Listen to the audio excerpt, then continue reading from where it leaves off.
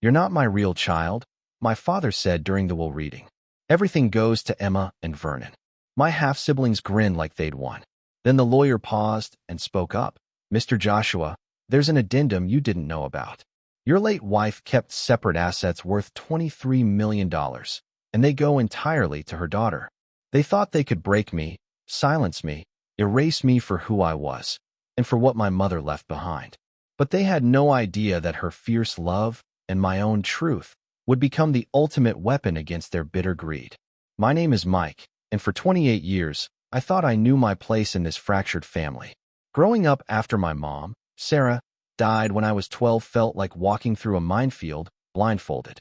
Dad, Joshua, just retreated into himself, like a turtle pulling into its shell, leaving me in a quiet house that suddenly felt empty. Then, when I was 15, everything shifted again. Dad married Patricia, a divorced woman with 2 kids, Emma and Vernon. Suddenly, our home was filled with a different kind of noise, laughter and energy that felt so foreign, so loud. But that energy? It was never, ever directed my way. Patricia made it crystal clear from day one. Her biological kids came first. She'd whip up these elaborate, delicious dinners for Emma and Vernon, while I'd find a sad sandwich waiting for me on the counter. School clothes shopping was a stark contrast, too. They'd get taken to fancy department stores, picking out whatever they wanted. Me? I'd get a crisp $40 bill and directions to the credit card outlet across town, expected to make it stretch. The birthdays were a special kind of gut punch. Emma got a brand new Honda Civic for her 16th, gleaming with a red bow, and a party with 30 friends. Vernon? A lifted pickup truck, insurance fully covered by Dad. When my 16th rolled around, all I got was a card with $50 inside and a casual pat on the shoulder. College followed the same script. Emma sailed off to a private university in California, Dad covering everything: tuition, room, board, plus a generous monthly allowance. Vernon, though he chose a state school, still received full financial support, including a credit card that somehow always had a $1,000 balance. Me?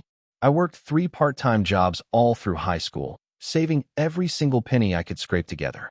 My guidance counselor helped me with scholarships and student loans. Dad contributed nothing to my education, claiming I needed to learn responsibility and self-reliance. The irony was brutal. His biological stepchildren got everything handed to them, while his actual son got lectures about character building through hardship. After college, I moved into a small apartment across town, working as an accountant. I visited Dad maybe twice a year, always feeling like an unwelcome guest in what used to be my childhood home. Emma and Vernon still treated it like a free hotel, complete with maid service. Then, 2 weeks ago, life exploded again. Dad, only 58, suffered a massive heart attack while mowing the lawn. Patricia called me 3 hours after the paramedics declared him dead. Her voice was flat, devoid of any emotion. "Your father passed away this morning. The funeral is Saturday. The will reading is next Tuesday at 2 o'clock. Her coldness didn't surprise me, but hearing my father reduced to "your father" instead of Joshua, or even my husband, struck me as particularly cruel. So, there I sat, in Attorney Benjamin Hartwell's office, the air thick with the smell of old leather and surrounded by burgundy law books. Patricia was directly across from me, looking impeccably mournful in a black dress that probably cost more than my monthly rent. Emma and Vernon flanked her like bodyguards, both in designer suits Dad must have bought. Hartwell, a thin man in his 60s with wire-rimmed glasses, had known our family for years. "Thank you all for coming today," Hartwell began, his voice carrying the practiced solemnity of someone who delivered countless pieces of life-altering news. Joshua's will is straightforward in most respects. Let me read the relevant portion. He cleared his throat and started reading, each word feeling like a small knife twisting in my gut. "I, Joshua Michael Thompson, being of sound mind and body, do hereby leave my entire estate, valued at approximately $4.7 million, to my biological children, Emma Patricia Morrison and Vernon James Morrison, to be divided equally between them upon reaching the age of 25. My stepson Mike receives nothing from this estate, as he is not of my blood and has never truly been part of this family. I have provided for him during his childhood, and I consider my obligations complete." My stomach dropped, but the words kept coming, each one a fresh blow. Emma barely suppressed a giggle. Vernon's smile stretched, so wide it looked painful. Patricia maintained her poker face, but I caught a glimpse of raw satisfaction in her eyes. Not of my blood, never truly been part of this family. 16 years after Mom's death, Dad had found a legal way to completely disown me. Is that everything? Patricia asked, already reaching for her purse. As if this whole devastating meeting was just a routine appointment she couldn't wait to be done with. But Hartwell held up a single finger, his expression shifting. Actually, there's an additional matter we need to discuss. He reached into a separate, older, more worn folder. His demeanor became careful, deliberate, as he extracted a sealed envelope. There's something else, he said, adjusting his glasses. Your mother, Sarah Thompson, maintained separate assets that were unknown to Joshua. These assets were held in a private trust that I administered independently. The room fell silent. You could hear the antique clock ticking on the bookshelf. Patricia leaned forward, her mask of indifference finally slipping. What kind of separate assets? She demanded, her voice sharp enough to cut glass. Hartwell opened the envelope with reverence, as if it held something precious. Sarah inherited a substantial trust fund from her maternal grandmother, Eleanor Whitfield, shortly before Mike's birth. However, she chose to keep this inheritance completely separate from the marital assets. My mind raced, trying to recall Mom. She was always so careful with money, clipping coupons, shopping sales. Our house was comfortable, but modest. Used cars, state park vacations, not exotic destinations. Sarah was very specific about protecting these assets, Hartwell continued. She established what's called a spendthrift trust, which protected the principal from any claims by creditors, including potential future marital disputes. Vernon shifted uncomfortably. How much money are we talking about? Hartwell's answer hit the room like a thunderbolt. The trust assets, including 28 years of compound growth and conservative investments, are now valued at approximately $23 million. Patricia gasped audibly. Emma's mouth fell open. Vernon looked like he'd been struck by lightning. I felt dizzy, the floor tilting beneath me. $23 million? My mother, who had darned my socks and packed me lunches to save money, had been worth that much? The trust documents specify that these assets transfer to her daughter upon Joshua's death or remarriage, whichever occurred first, Hartwell explained, reading from the document. Since Joshua remarried Patricia, the trust became active at that time, but Sarah chose to keep it dormant until Joshua's passing. Patricia shot to her feet, her chair rolling backward. Her daughter?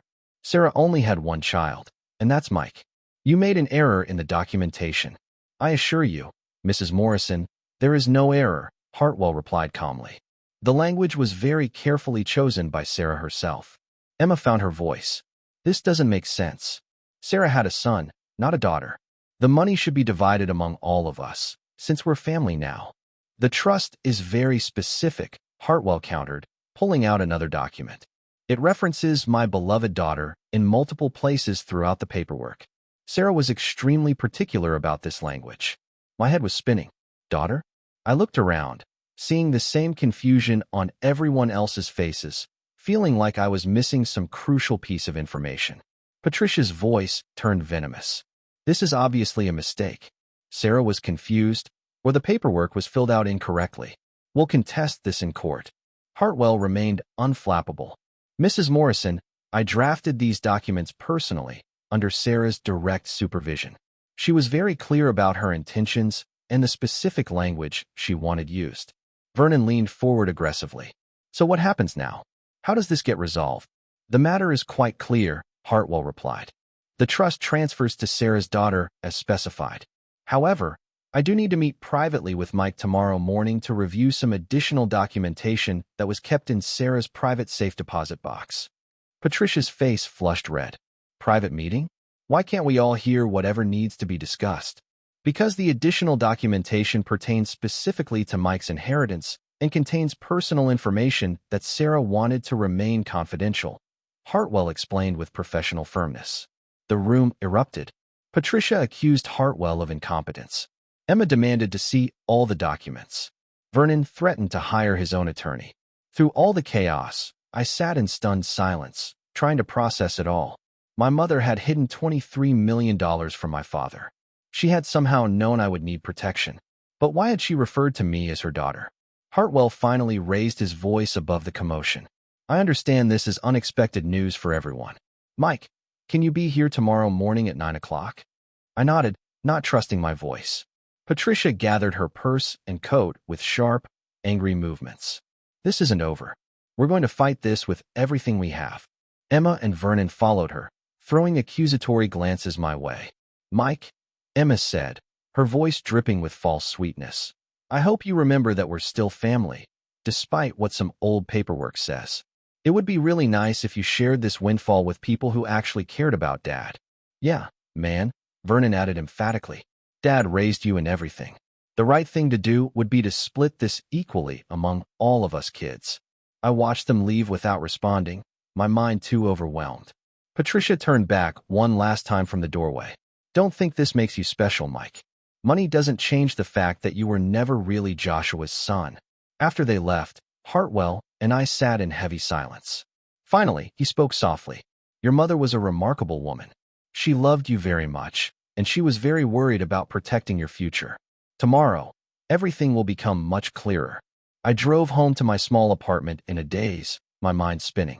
My mother, wealthy beyond imagination, had lived like any middle-class mom. She had somehow known my father would remarry, that I'd need protection, and she had called me her daughter in legal documents, for reasons I couldn't begin to understand. That night, I pulled out every photo album and keepsake box, searching for clues about her secret life, trying to make sense of her strange words. The next morning, I arrived at Hartwell's office 15 minutes early, my nerves frayed from a sleepless night spent wondering what other secrets would be revealed. The receptionist offered coffee, but my stomach was already churning. Hartwell greeted me with a gentleness that was different from his usual professional demeanor. He led me into his office, closed the door, then walked to a small safe hidden behind a lighthouse painting. Mike, what I'm about to share with you will be difficult to process, he began, removing several sealed envelopes and a small metal box. Your mother asked me to wait until after Joshua's death to reveal this, believing that you would be mature enough to handle it and strong enough to defend yourself if necessary. He placed the items carefully on his desk. Before we open these, I want you to know that Sarah loved you unconditionally. Everything she did was to protect you and ensure your happiness and safety. My hands trembled as he broke the seal on the first envelope. Inside was a document I'd never seen. My original birth certificate from Michigan. Hartwell handed it to me silently, and I read the information with growing confusion. It showed my birth date correctly, and Sarah's name as my mother. Joshua was listed as the father, but the name on the certificate read, Michelle Sarah Thompson, and the sex was marked, female. I stared at the document, my brain refusing to process it. There's been some kind of mistake. This says Michelle, not Mike, and it says female. Hartwell's voice was extraordinarily gentle. Mike, this is your original birth certificate. You were born female, but you transitioned to male when you were 3 years old. The words hit me like a physical blow. The room spun. I gripped the edge of the desk. That's impossible. I don't remember anything like that. I've always been Mike. Your parents consulted with pediatric specialists when you were very young because you consistently expressed that you were a boy, not a girl, Hartwell explained, opening the second envelope. This contains medical records and photos documenting your early transition. He showed me a thick file filled with doctor's notes, psychological evaluations, and photographs. The photos showed a toddler who looked exactly like me, but in frilly dresses, with longer hair and pink bows. My voice came out as a whisper. I don't remember any of this. That's completely normal, Hartwell said reassuringly. Most people don't have clear memories from before age 4 or 5. Your parents worked with specialists to make your transition as smooth and natural as possible. By the time you started school, all your documents reflected your male identity. I flipped through the records, seeing notes about hormone blockers, therapy sessions, legal name changes. Everything was documented in meticulous detail, a careful, loving process overseen by experienced professionals. Sarah was incredibly supportive of your identity from the very beginning, Hartwell continued. These letters explain her thought process and her fears about the future. He handed me a stack of handwritten letters in my mother's familiar script. I opened the first one, my hands shaking. It was written when I was 4. My precious son, Mike is so happy now that everyone sees him the way he sees himself. The doctors say we made the right choice to support his transition early. He's confident, playful, and secure in his identity. My only worry is what might happen if Joshua ever turns against him. I pray that my husband will always love our son, regardless. But I've seen how cruel the world can be to people who are different. The next letter was dated 2 years later. Mike is thriving in 1st grade. His teacher has no idea about his medical history, and none of the other children treat him as anything other than a regular boy. Dr. Patterson says this is the best possible outcome. However, I've noticed that Joshua sometimes seems uncomfortable when Mike displays behavior that he considers too feminine, like choosing art over sports or preferring quiet activities. I worry about what messages Mike is receiving. I read letter after letter, watching my mother's growing concern about my father's potential rejection if he ever learned about my transgender identity. In one particularly heartbreaking entry, when I was 8, she wrote, "Joshua made a comment today about being glad that Mike is turning out normal and not one of those confused kids you hear about. My heart broke. He has no idea that Mike is exactly one of those kids, and that Mike is perfect just the way he is. I'm more convinced than ever that I need to protect Mike's inheritance separately. If Joshua ever finds out the truth, he might reject Mike completely." The final letter, dated just 6 months before her death. The trust is now established and ironclad. No matter what happens to me or to Joshua, Mike will be financially secure. The lawyers have confirmed that because Mike was legally born female and transitioned with full medical supervision, he qualifies as my daughter under the law, even though he lives as my son. This technicality will protect the inheritance from anyone who might challenge Mike's right to it based on his gender identity. I set the letters down, my hands shaking so badly I could barely hold them. Everything about my childhood suddenly made sense. The occasional awkward moments with my father when I didn't live up to his masculine expectations, my mother's fierce protectiveness, the way certain memories seemed hazy or unclear. Inheritance law is complex, Hartwell explained, but Sarah's attorney was very clever. Legally, you qualify as her daughter because that's how you were born, regardless of your current gender presentation. The trust was specifically designed to transfer to you upon Joshua's death, and no one else has any legal claim to it. I looked up at him, overwhelmed. Does this mean Patricia and her kids have no case if they try to challenge it? Correct. The trust is airtight, and your legal documentation supports your claim completely. However, there's something else you need to know. Hartwell's expression grew serious. Patricia hired a private investigator 6 months ago to look into your background. We believe she suspected Sarah had hidden assets, and she's been trying to find any leverage she could use against you. My blood ran cold. She knows about my transition? It's possible. Private investigators can sometimes access sealed records through questionable means. You need to be prepared for the possibility that she might try to use this information against you. I spent the next hour reviewing all the documentation with Hartwell, understanding the full scope of my mother's planning. She had anticipated every possible challenge, protecting me in ways I was only beginning to comprehend. As I prepared to leave, Hartwell handed me one final envelope. "Sarah asked me to give you this after you learned everything else." Inside was a single sheet of paper with a short message in Mom's handwriting. "My dearest Mike, you are perfect exactly as you are. I loved you from the moment you told me you were my son, and I will love you forever. Use this gift to live your truth proudly and to help other children who need support. You are brave, you are loved, and you deserve every happiness. Love always, Mom." I walked out of Hartwell's office feeling like a completely different person. I had learned I was transgender, that my mother had been secretly wealthy, and that she had spent years planning to protect me from a world that might not accept me.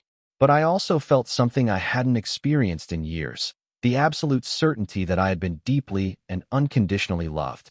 I made it exactly 2 blocks before my phone started ringing. Patricia's name flashed on the screen. I considered letting it go to voicemail, but something told me I needed to face whatever was coming.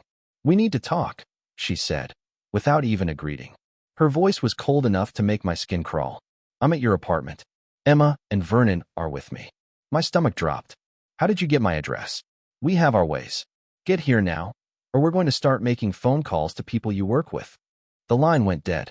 I stood on the sidewalk, feeling like I was walking into a trap. But running away wouldn't solve anything. I needed to know exactly what Patricia had discovered. 25 minutes later, I pulled into my apartment complex. Patricia's luxury SUV was parked right in front of my building, her leaning against it like she owned the place. Emma and Vernon were perched on my front steps. "There he is," Vernon announced loudly, for the entire complex to hear. The lying little fraud. I approached them cautiously, my keys ready in my hand. "What do you want?" Patricia pushed herself off the car and walked toward me with the predatory grace of a shark. "Oh, I think you know exactly what we want. We want to discuss this little inheritance situation and how you're going to make it right." "There's nothing to discuss. The lawyers have explained everything." Emma stood up, a manila folder stuffed with papers in her hand. "Actually, there's quite a lot to discuss. You see, we hired someone to look into your background, and they made some very interesting discoveries." My heart rate spiked, but I tried to keep my voice steady. "I don't know what you're talking about." "Don't you? Tell me." "Mike, when exactly were you planning to mention that you used to be Michelle?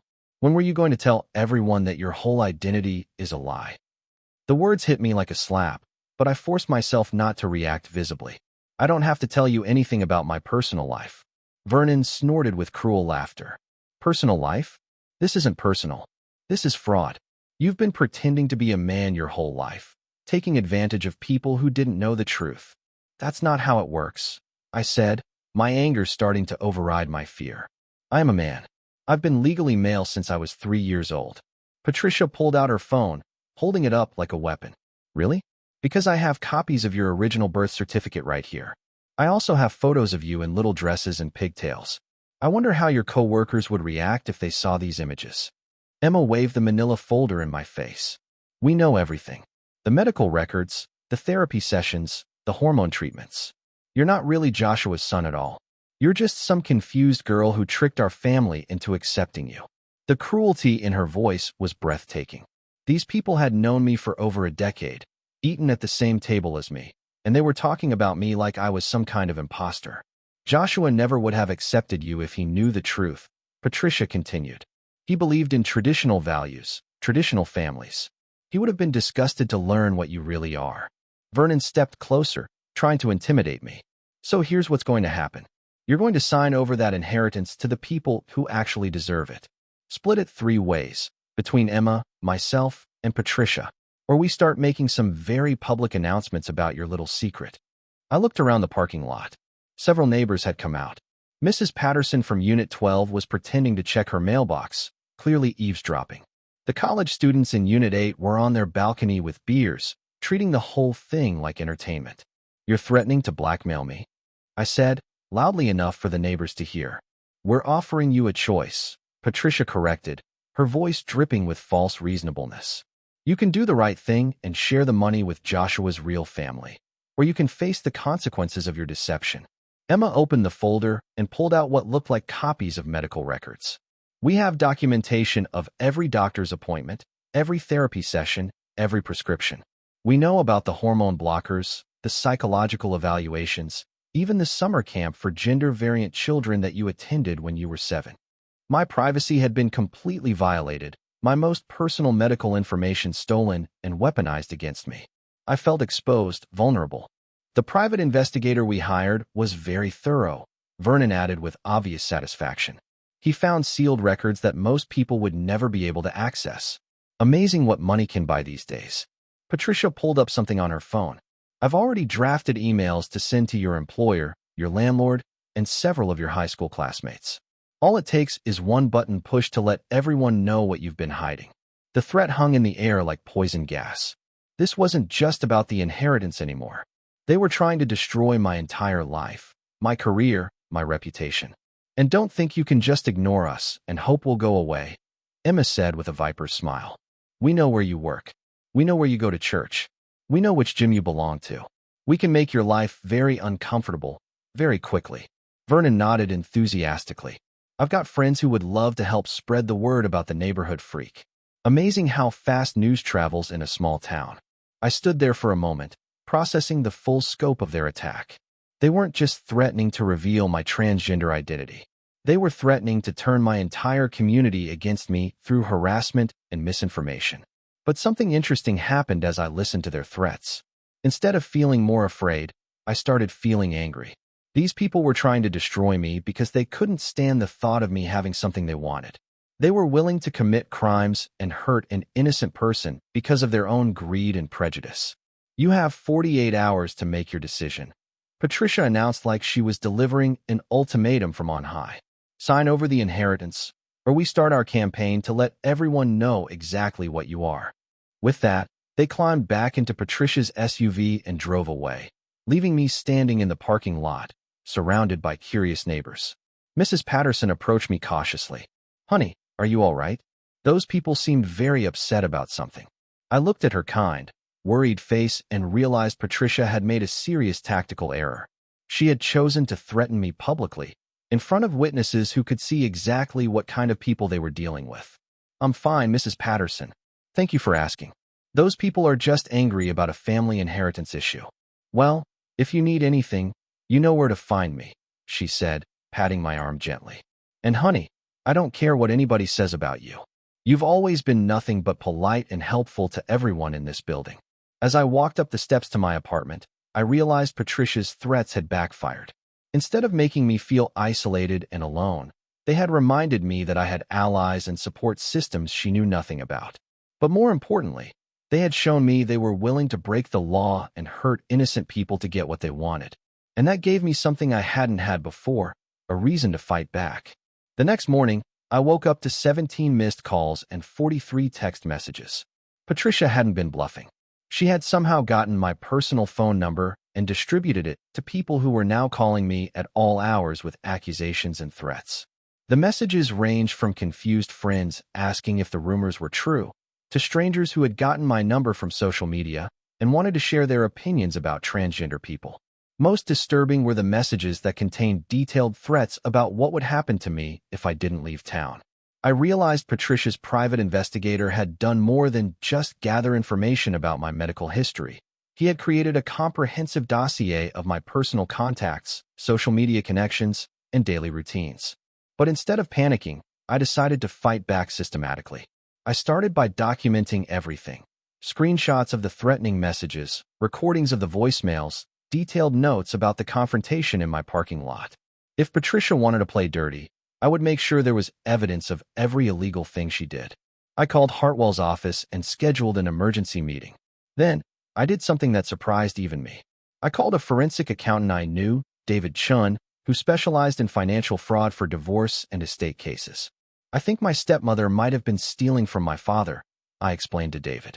"I need to know if there are any irregularities in his accounts over the past few years." David agreed to take the case on contingency. Within 6 hours, he called me back with preliminary findings that made my hands shake. "Mike, this is worse than you thought. I found evidence of systematic withdrawals from your father's investment accounts dating back almost 5 years. Someone has been moving money in small amounts to avoid triggering automatic bank alerts." "How much money are we talking about?" I asked, sitting down heavily in my kitchen chair. "So far, I can document almost $600,000 in suspicious transfers. The money was moved to accounts opened in Emma and Vernon's names, but with Patricia listed as the primary account holder. Patricia hadn't just been planning to steal my inheritance. She had been stealing from my father for years while he was alive. "There's more," David continued. "The pattern suggests that whoever was doing this understood financial systems very well. They were staying just under the reporting thresholds and timing the transfers to coincide with market fluctuations to hide the missing money." I scheduled a meeting with David for the next day. Then I called Hartwell and shared what we had discovered. "This changes everything," Hartwell said, his voice tight with anger. "If Patricia has been committing elder financial abuse, we need to contact the authorities immediately." But before we could file any reports, I received an unexpected phone call that afternoon. The caller identified himself as Daniel Thompson, my father's younger brother, estranged from our family for over a decade. "Mike, I've been trying to reach you since I heard about Joshua's death," Daniel said. His voice carried a warmth I hadn't heard from anyone in my family for years. "I'm sorry I wasn't at the funeral. Patricia told me it was family only, and she made it clear I wasn't welcome. I had barely spoken to Uncle Daniel since I was a teenager. He'd had an argument with Dad years ago, and Joshua had cut off all contact. I never knew what it was about. I need to tell you something about your father, Daniel continued. About 6 months before he died, he started calling me. He was concerned about Patricia's behavior and wanted advice about protecting his assets. My heart rate spiked. What kind of concerns? Joshua discovered that money was missing from his accounts. He had started documenting Patricia's access to his financial information and gathering evidence of unauthorized transfers. He was planning to divorce her and press charges for theft. This news hit me like a lightning bolt. My father had known about Patricia's crimes and had been taking action to stop her. There's more, Daniel said. Joshua also told me that he regretted how he had treated you over the years. He said Patricia had been filling his head with poison about you, making him believe you didn't respect him or care about the family. But he was starting to see through her manipulation. Tears started forming in my eyes. Are you sure about this? Mike, your father loved you. He was angry with himself for allowing Patricia to drive a wedge between you two. He was planning to reach out and try to rebuild your relationship after he got his financial situation sorted out.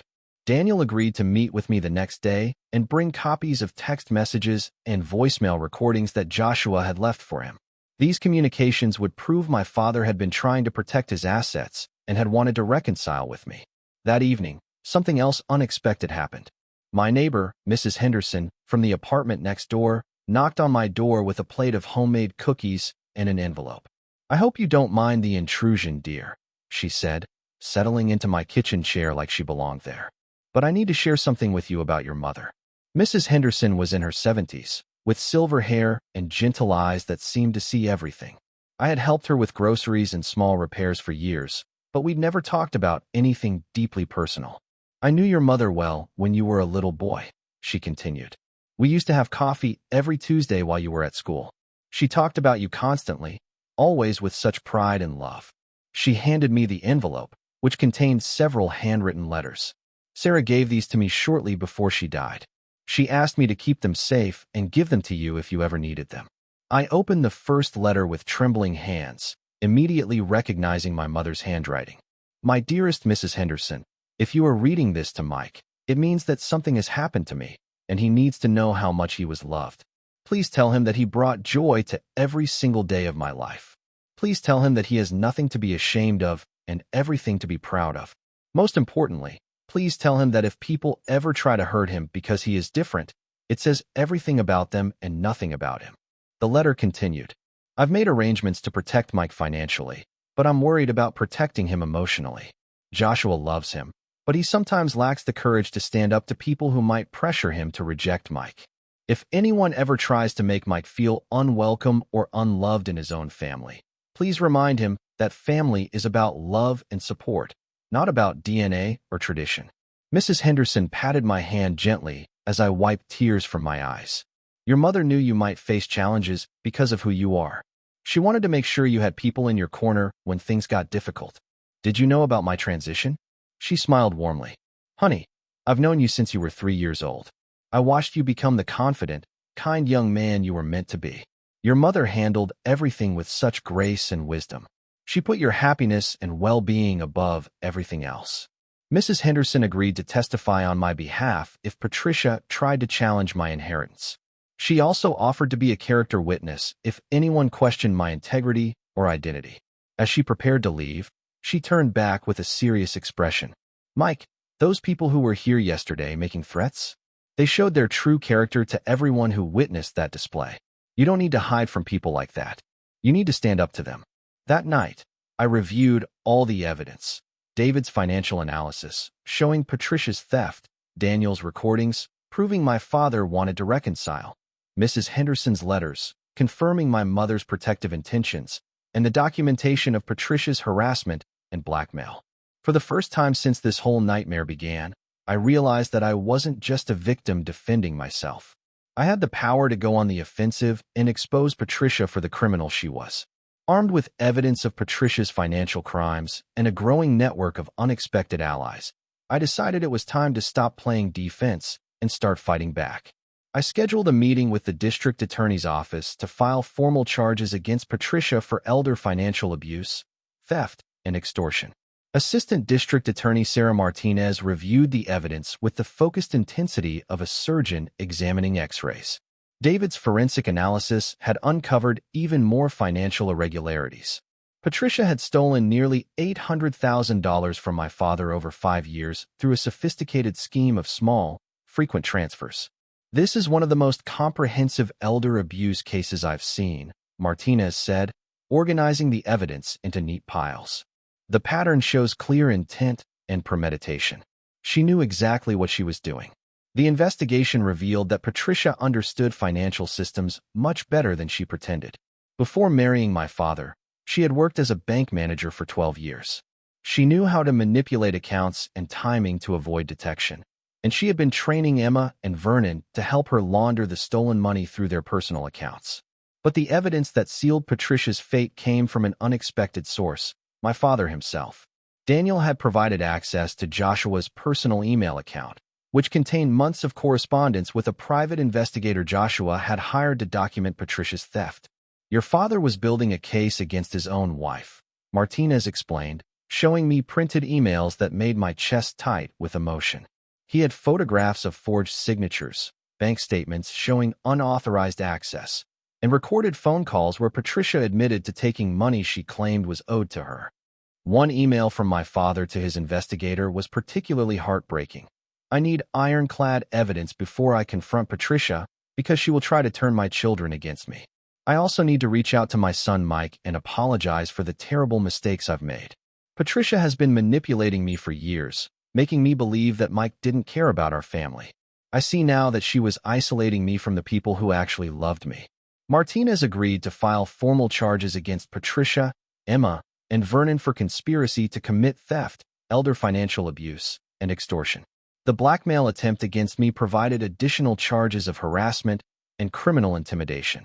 We'll execute search warrants on all their properties and freeze their assets, Martinez explained.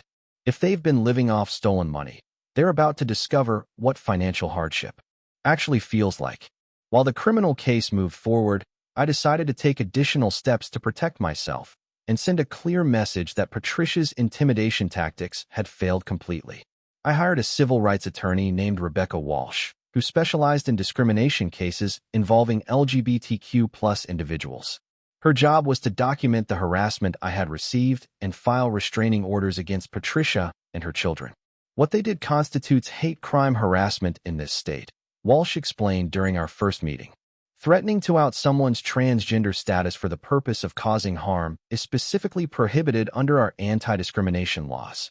Walsh also helped me understand my rights as a transgender person in the workplace. When Patricia made good on her threat to contact my employer with revelations about my identity, my company's human resources department handled the situation exactly according to policy. My supervisor, Janet Morrison, called me into her office 3 days after Patricia's harassment campaign began. I expected the worst, but Janet surprised me with her professionalism and support. Mike, we received some disturbing communications from someone claiming damaging information about your background, Janet said, closing her office door for privacy. I want you to know that your personal medical history is none of this company's business, and anyone attempting to use private information to damage an employee's reputation will face legal consequences. It turned out my company had comprehensive anti-discrimination policies specifically protecting transgender employees. Patricia's attempts to destroy my career had actually triggered corporate security protocols designed to protect employees from harassment. We're treating this as a criminal matter, Janet explained. The person who contacted us made statements that could be interpreted as threats against you. We forwarded all communications to the police and our legal department. The support I received from unexpected places was overwhelming. Coworkers who barely knew me personally made a point of expressing their solidarity. The IT department implemented additional security measures to protect my personal information. Even the building security guard started checking on me more frequently. But the most satisfying development came from Patricia's own hubris and greed. She had assumed that exposing my transgender identity would turn the entire community against me. But she had severely underestimated both my support network and the decency of ordinary people. Mrs. Patterson, the neighbor who had witnessed Patricia's threats in my parking lot, organized a petition supporting me that was signed by 37 residents of my apartment complex. The petition condemned harassment and discrimination while expressing confidence in my character and integrity. My church, which I had been afraid to attend since Patricia's threats began, surprised me with overwhelming acceptance and support. Pastor Williams addressed the congregation directly, saying, "We have heard rumors and accusations about one of our members. Let me be clear. This church welcomes everyone who seeks to live with faith, hope, and love. We do not tolerate harassment, discrimination, or cruelty toward any person for any reason." The tide had turned completely. Patricia's attempts to destroy my reputation had backfired so spectacularly that she was now facing criminal charges, civil lawsuits, and public condemnation for her behavior. The final blow came when David's forensic analysis revealed that Patricia had been planning to murder my father and make it look like a natural death. Hidden in her personal computer were internet searches about untraceable poisons, information about life insurance policies, and communication with someone who appeared to be offering murder-for-hire services. This case just became a potential homicide investigation. Martinez informed me during a phone call that made my blood run cold. "We're exhuming your father's body for toxicology tests and bringing in the FBI to investigate the murder-for-hire angle." Patricia was arrested 3 days later at her home, along with Emma and Vernon. The local newspaper covered the story with headlines that vindicated everything I had endured. Local woman charged with elder abuse, extortion, and conspiracy to commit murder. The article detailed the financial crimes, the harassment campaign against me, and the evidence suggesting Patricia had been planning to kill my father to access his life insurance money. There was no mention of my transgender identity because it wasn't relevant to the criminal charges. As I watched Patricia being led away in handcuffs on the evening news, I felt something I hadn't experienced in months: peace. The woman who had tried to destroy my life was facing justice, and I was surrounded by people who cared about my well-being. But more importantly, I had learned something about myself that I would never forget. When people tried to use my identity as a weapon against me, I discovered that I was strong enough to fight back and proud enough of who I was to refuse to be ashamed. 6 months later, I stood in the same courthouse where Patricia had been sentenced to 8 years in federal prison for elder financial abuse, conspiracy to commit murder, and hate crime harassment. Emma received 3 years of probation and 500 hours of community service, while Vernon got 18 months in minimum security prison for his role in laundering the stolen money. The judge had been particularly harsh with Patricia, calling her crimes a betrayal of the most fundamental trust between family members, and noting that her harassment campaign against me demonstrated a level of cruelty that shocks the conscience. But the most meaningful moment of the entire legal process came during the victim impact statements, when something unexpected happened that changed everything. Daniel, my uncle, who had been estranged from our family for so long, asked permission to read a letter that my father had written shortly before his death. The letter had been found among Joshua's personal papers, sealed in an envelope marked, "For Mike, in case something happens to me." With the court's permission, Daniel stood up and read my father's final words to me. "Son, I need you to know that I failed you as a father, but not because of who you are. I failed you because I allowed fear and other people's prejudices to make me forget what was most important: loving and protecting my child. Your mother was braver and wiser than I ever was. She saw your strength and your goodness from the very beginning, and she raised you to be the exceptional man you became, despite my shortcomings." The letter continued, "I've learned that Patricia has been lying to me about you for years, making me believe that you didn't care about our family or respect me. I see now that she was trying to isolate me from the people who genuinely loved me. You never stopped being my son, Mike. I stopped being the father you deserved. By the time you read this, I hope I've had the chance to apologize in person and to rebuild our relationship. If I haven't had that opportunity, please know that I am proud of the man you've become. You have integrity, compassion, and courage that I wish I had possessed. Use your inheritance to build a life filled with people who appreciate you for exactly who you are." There wasn't a dry eye in the courtroom when Daniel finished reading. Even the bailiff was wiping away tears. I felt a sense of closure, and healing that I hadn't known was possible. Patricia, however, showed no remorse. Even when given the opportunity to address the court, she maintained she was the real victim and that I had manipulated the legal system through deception about my gender identity. Her complete lack of accountability and continued cruelty only reinforced to everyone present that justice was being served appropriately. The financial restoration was swift and comprehensive. Patricia was ordered to pay full restitution plus penalties, totaling nearly $2 million. Since she couldn't afford that, the court seized her house, cars, and all other assets to compensate my father's estate. Emma and Vernon, who had been living off the stolen money for years, suddenly found themselves facing real financial hardship. Vernon's truck was repossessed, and Emma had to drop out of graduate school. But surprisingly, their changed circumstances led to something I hadn't expected: genuine apologies and efforts to make amends. Vernon reached out to me 6 months after his sentencing, asking if we could meet for coffee. I was skeptical, but curiosity won out.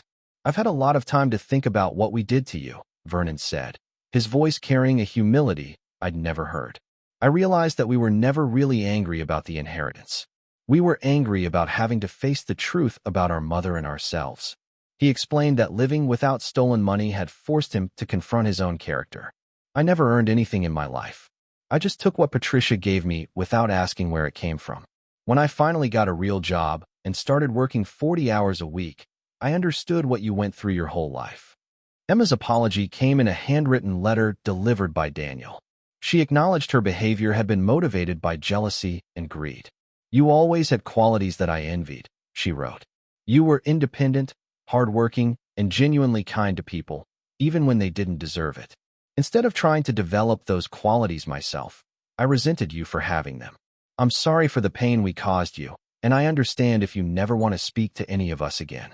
I chose to forgive Vernon and Emma, but with clear boundaries.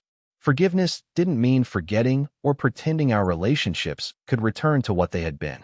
It meant releasing my anger and resentment so they couldn't poison my own happiness.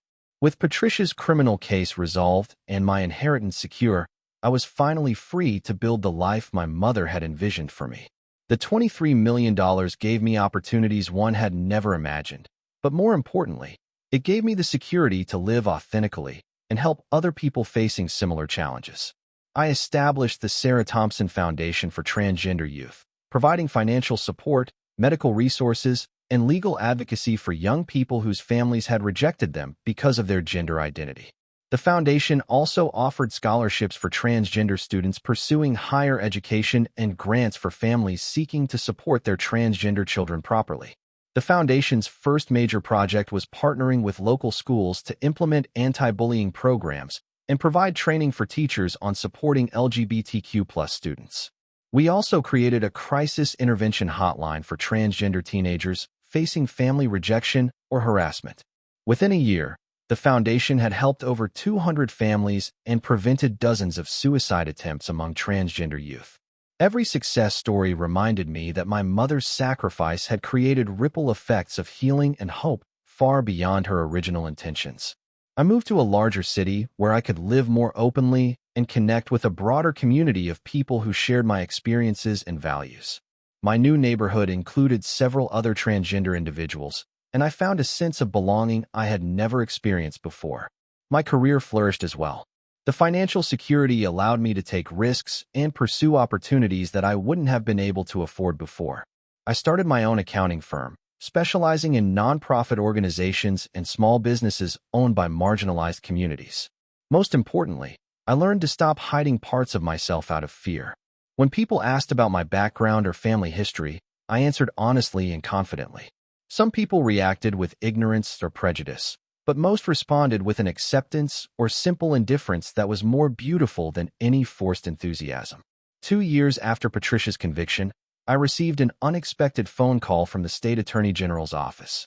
Patricia had finally confessed to planning my father's murder, providing details that led to the arrest of the person she had hired to carry out the killing. She realized that confessing might reduce her sentence. The prosecutor explained. She also wanted to make sure that you knew your father's death was not natural, in case you had any doubts about pursuing justice. The confession confirmed what I had suspected, but had been afraid to voice. My father's heart attack had been chemically induced, using a substance that mimicked the symptoms of natural cardiac arrest. Patricia had been slowly poisoning him for weeks before delivering the fatal dose. Learning that my father had been murdered was devastating, but it also provided a strange sense of relief. He hadn't chosen to die before we could reconcile. He had been working toward rebuilding our relationship when his life was cut short by someone who saw him only as an obstacle to money and control. The final resolution came when I visited my mother's grave on the 3rd anniversary of my father's death. I brought fresh flowers and a letter updating her on everything that had happened. "I understand now why you protected me the way you did," I said aloud, sitting beside her headstone. "You knew that some people would try to use my identity against me, but you also knew that I was strong enough to survive their attacks and wise enough to build a life filled with people who would love me for exactly who I am." As I prepared to leave the cemetery, I noticed a couple visiting a nearby grave with their young son, maybe 7 years old. The child had long hair and was wearing a dress, but something about his body language reminded me of myself at that age. Without thinking, I approached the family and introduced myself. It turned out they were struggling with their child's gender identity, feeling isolated and confused. "Our son says he's really a boy," the mother explained, her voice filled with love and concern. "We want to support him, but we don't know how, and our families are pressuring us to ignore what he's telling us." I spent an hour talking with them about my own experience, my mother's support, and the resources available through my foundation. By the time we parted ways, they had contact information for specialists who could help them navigate their child's transition with confidence and love. Driving home that day, I realized that my mother's legacy was living on through every person I helped and every family I supported. She had given me more than money. She had given me the tools and the motivation to make the world a little bit safer for people like me. That evening, I sat in my home office, working on plans for the foundation's expansion into rural communities where transgender youth often faced the greatest challenges and had access to the fewest resources. My phone rang, and I saw Mrs. Henderson's name on the screen. She called me every few weeks to check in and share updates about our old neighborhood. "I have wonderful news," she said, her voice bubbling with excitement. "That nice young couple with the transgender son that you helped at the cemetery? They moved into Patricia's old house. Their little boy is thriving, and they're already talking about starting a support group for other families." I smiled, thinking about the perfect symmetry of a transgender child growing up safely in the house where someone had tried to destroy me because of my own gender identity. As I hung up the phone and returned to my work, I reflected on everything I had learned through this journey. I had discovered that real family consists of people who love and support each other unconditionally.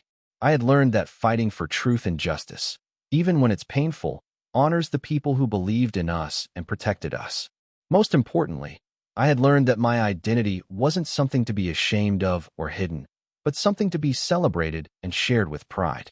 My mother had known that I would face challenges because of who I was, but she had also known that I possessed the strength and character to overcome those challenges and help other people facing similar struggles. Her investment in my future had paid dividends beyond anything she could have imagined. That I hope my story inspires you to stand up for what's right, even when it's difficult. Have you ever had to fight for your right to be accepted for who you truly are? Share your experiences in the comments below, and let's support each other through the challenges we face. If this story touched your heart, please hit that like button, subscribe for more stories about overcoming adversity, and share this with anyone who might need to hear that they're not alone in their struggles. Thank you for listening to my story, and remember that you are worthy of love and acceptance exactly as you are. May you find the courage to live your truth and the wisdom to surround yourself with people who celebrate your authentic self.